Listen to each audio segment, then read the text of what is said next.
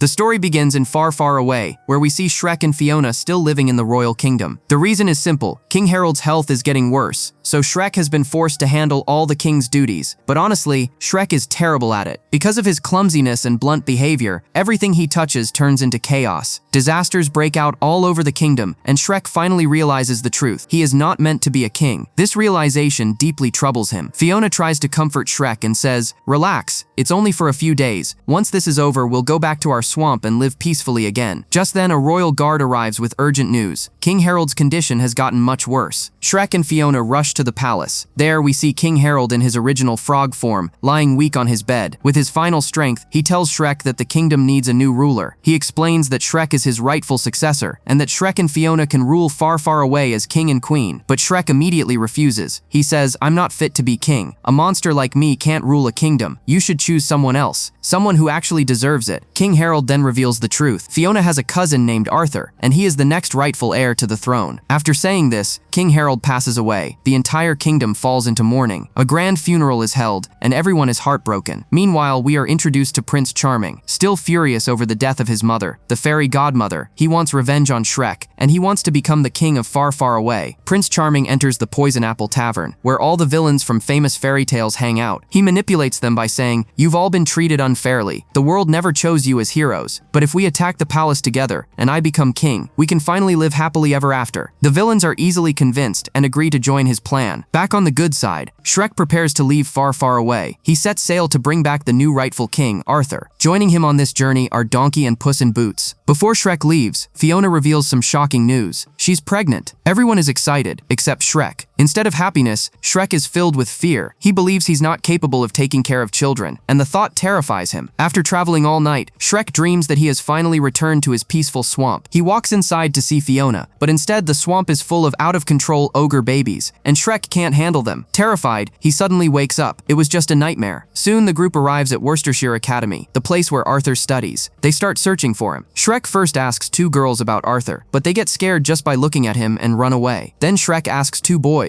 At first they mock him, but eventually tell him that Arthur is playing a medieval sports game on the field. Shrek rushes there and sees a strong, muscular guy named Lancelot, who has just knocked a smaller boy off his horse. Mistaking strength for royalty, Shrek assumes Lancelot must be Arthur and grabs him to take him along. But Lancelot quickly clears things up. "I'm not Arthur. The skinny kid I just defeated, that's Arthur." By now, Arthur has already run away, believing that Shrek is a monster who came to eat him. Shrek chases Arthur and finally finds him hiding inside a hall, where a costume competition is taking place. Arthur is there too, but he's being bullied by other students because he's weak and insecure. The students start yelling at Shrek to leave Arthur alone. Shrek calmly explains, "I'm not here to eat him." Then he turns to Arthur and says, "Pack your bags. You're the next king of far, far away." Arthur is stunned and asks, "Am I really the only heir?" Shrek confirms, "Yes, you're the one who has to rule the kingdom." Arthur is suddenly filled with confidence. He gives a dramatic speech to the students saying, "You all bullied me, but let this be a lesson. One day, the kid you mock could grow up to be a king, and his first order might be banishing all of you." He goes on and on about building massive cities and ruling the world. But before Arthur can get carried away, Shrek grabs him and drags him out, reminding him that being king isn't about big speeches, it's about responsibility. Meanwhile, we see Fiona, who is celebrating the joy of becoming a mother. Snow White, Cinderella, and all the other princesses arrive to congratulate her, bringing gifts. Most of them are baby supplies and parenting items. But suddenly, Prince Charming attacks the kingdom, along with his army of fairy tale villains. Chaos breaks out across far, far away. People start running in panic as fear spreads everywhere. Charming marches straight toward the palace with his army. Seeing this, Fiona and the others are terrified. The gingerbread man, along with the three little pigs and Pinocchio, somehow manage to barricade the palace doors. This gives Fiona enough time to escape with Queen Lillian and the other princesses into a secret underground passage. When Charming finally enters the palace, they're nowhere to be found. Angry, Charming starts questioning Pinocchio and the others about Shrek and Fiona, but when they refuse to talk, Charming's ally Captain Hook threatens the gingerbread man. Under pressure, Gingerbread Man starts rambling. He begins recalling his entire life story, how he was baked by his creator, went to school, got married, and lived a full life. He completely loses focus and starts talking nonsense. Frustrated, Charming turns to Pinocchio, demanding answers about Shrek. But Pinocchio also starts blurting out random nonsense. However, during all this confusion, one of the pigs accidentally reveals the truth. Shrek has gone to bring back the next rightful heir to the throne. Hearing this, Charming immediately sends Captain Hook to hunt down Shrek. His orders are clear: kill Shrek's friends and bring Shrek back alive, because Charming has a special plan for him. Meanwhile, Shrek is sailing back to far, far away with Arthur, Donkey, and Puss in Boots. Arthur is extremely excited. He imagines living in a palace, enjoying royal luxury, and never lacking anything ever again. But Donkey and Puss start explaining the real side of being king, how a king's life is always in danger, how assassins are everywhere, and why kings need bodyguards all the time. This completely terrifies Arthur. In panic, Arthur tries to turn the ship back toward the academy. Shrek stops him and says Donkey and Puss are just joking, but Arthur doesn't believe him. An argument breaks out between Shrek and Arthur, and in the struggle they start pulling the ship in different directions. The ship loses control and crashes onto a nearby island. Shrek somehow manages to save everyone and bring them safely to shore. After the crash, Arthur walks away, saying he no longer wants to be king. Donkey and Puss try convincing Shrek that he should become king instead, because he's the only one truly capable. But Shrek refuses again. He believes Arthur would be a much better king than him. Donkey suggests a different approach. Instead of forcing him, try talking to him with kindness. Shrek follows his advice and tells Arthur, I don't want to force you into becoming king. Just give it a try, and if you don't like it, you can tell me. But Arthur still refuses to listen. He walks into a nearby hut, which turns out to belong to Professor Merlin, a powerful wizard who now behaves like a madman due to old age. Merlin recognizes Arthur and explains to Shrek that he once taught magic at their school but later chose retirement in search of peace. Merlin insists he's not crazy, just enjoying life away from responsibility. Shrek asks Merlin for directions back to far, far away, but Shrek and Arthur start arguing again, so Merlin refuses to help. That night, Merlin performs a magical ritual, allowing them to hear the voice of their inner conscience. When Shrek looks into the fire, he sees a baby stroller, hinting at his fear of becoming a father, but he keeps this vision to himself. When Arthur looks into the fire, he sees a baby bird and its father flying away, leaving the child alone. Arthur realizes this vision reflects his own life. His father abandoned him when he was young. Overwhelmed, Arthur admits the truth. I'm not meant to be king. Even my father didn't believe in me. That's why he left me at that school. Hearing this, Shrek feels emotional too. He tells Arthur, my father wasn't great either. When I was a kid, he literally tried to eat me. Surprisingly, this makes Arthur laugh. For the first time, he doesn't feel alone. And in that moment, a real bond begins to form between Shrek and Arthur. Shrek finally opens up to Arthur. He tells him, at first, everyone thought I was a monster, that I would eat them. And honestly, I believed it too. Shrek explains that for a long time, he let people's opinions define him. But eventually, he learned to ignore the voices, trust himself, and accept that he's not bad, he's just different. Arthur begins to understand. He realizes that Shrek isn't evil at all. Meanwhile, Fiona and the princesses sneak out of the underground tunnels and return to the palace, hoping to discover Prince Charming's true plan. But they are betrayed. Rapunzel turns against them. She has fallen for Charming and secretly alerts the guards. Fiona, Queen Lillian, and all the princesses are captured and thrown into prison. Back on the island, Shrek suddenly wakes up, only to be ambushed by Captain Hook and his men. Hook orders his crew, kill everyone except Shrek. Arthur, Donkey, and Puss are captured, but Shrek fights back with full force. One by one, he takes down Hook's men, forcing the survivors to flee. As Hook escapes, he shouts, "You can't stop Prince Charming." Shrek sees no way back to far, far away. That's when Arthur gets an idea. He convinces Merlin to use magic to send them back to the kingdom. Merlin finally agrees. With a powerful spell, he teleports them to far, far away, but the magic goes wrong. Donkey and Puss swap bodies. Donkey ends up trapped in Puss's body, and Puss ends up inside Donkey. They panic and argue non-stop, while Shrek and Arthur can't stop laughing. When they arrive inside the kingdom, they're shocked by what they see. Far, far away is completely under Charming's control. They run into Pinocchio, who explains that Prince Charming and the villains have taken over the city. Fiona has been imprisoned in a secret location. Charming is preparing a massive stage show, where he plans to act out a heroic story, ending with Shrek's public execution, so he can kill him once and for all. Determined, Shrek goes straight to confront Prince Charming, but Charming tricks him by calling in his guards. Shrek and Arthur are both captured. Charming mocks Shrek and says, "So this is the kid you wanted to make king? Too bad, I'm going to end him." To protect Arthur, Shrek lies. He tells Charming, "I lied to the boy. I'm the real heir to the throne. I only pretended to refuse the crown because I needed an idiot to hide behind." Charming believes him, but Arthur overhears everything and thinks Shrek truly betrayed him. Heartbroken, Arthur walks away. Shrek is taken prisoner. Donkey and Puss are locked away in a distant cell with Fiona. Donkey, still stuck in Puss's body, tells Fiona the truth. Prince Charming has captured Shrek and plans to kill him tonight. Hearing Hearing this, Queen Lillian takes action. She smashes the prison wall with her own head, revealing that in her younger days, she was a fearless warrior. The princesses gear up immediately and prepare for a rescue mission. That night, Prince Charming's grand show begins. The entire kingdom gathers to watch. At the same time, Fiona and the princesses reach the palace gates. They distract the guards. Snow White calls upon the forest animals, who launch a wild attack on the soldiers. The gates are breached. Inside the chaos, Donkey and Puss free the other prisoners. They spot Arthur, walking away in despair. Arthur confronts them, saying, "You knew Shrek was lying to me, and you just stood there and watched." Donkey finally tells him the truth. "Shrek didn't betray you. He lied to Prince Charming to save your life. That lie is the only reason you're still alive." Arthur freezes, and for the first time, he truly understands what Shrek sacrificed for him. Prince Charming finally begins his grand stage show. On stage, he pretends to act like a hero, while slowly trying to kill Shrek in front of the entire kingdom. But Shrek doesn't stay quiet. He starts mocking Charming, interrupting his dramatic speeches. Soon the audience gets bored, and then starts laughing at Prince Charming. Enraged by the crowd's reaction, Charming drops the act and attacks Shrek for real. Just in time, Dragon swoops in, breathing fire and melting Charming's sword, saving Shrek's life. Suddenly, all of Shrek's friends charge into battle. During the chaos, the truth is revealed. Rapunzel's hair is fake. At the same moment, Fiona arrives with all the princesses. Seeing them, Shrek feels a rush of relief, but Charming refuses to give up. He orders the villains to attack. Shrek and his friends are captured once again. Charming prepares to finish Shrek. That's when Arthur steps forward. He addresses the villains and says, "You all think you're villains, so you act like villains. That's why no one respects you. My friend Shrek taught me something important. Just because people call you a monster doesn't mean you are one. What really matters is who you believe you are." Arthur explains that people limit themselves by accepting labels, but anyone can become something better if they believe in themselves. The villains listen carefully. They realize the truth. They were never evil at heart. One by one, they turn away from Charming and choose to stand with Shrek instead. Furious, Prince Charming attacks Arthur, but Shrek jumps in and saves him, and then Dragon drops the castle tower on Prince Charming, ending him once and for all. With Charming defeated, peace returns to far, far away. Arthur finally accepts his destiny and is ready to become king. The crown is placed on his head, and the kingdom celebrates its new ruler. Merlin also arrives and fixes his spell, restoring Donkey and Puss back to their original bodies. They're relieved, even though their tails are still switched, and they don't even notice it. Shrek and Fiona are finally happy. They return to their peaceful swamp, far away from crowns and royal duties. Soon, they become parents to 3 adorable ogre babies. And this time, Shrek handles fatherhood just fine. Donkey, Puss, and Dragon come to visit, and together, they all live happily, their own way. And that's the story of Shrek the Third, a reminder that being a hero isn't about crowns or titles. It's about believing in who you are. If you enjoyed this story, hit like, subscribe, and share it with someone who loves fairy tale twists.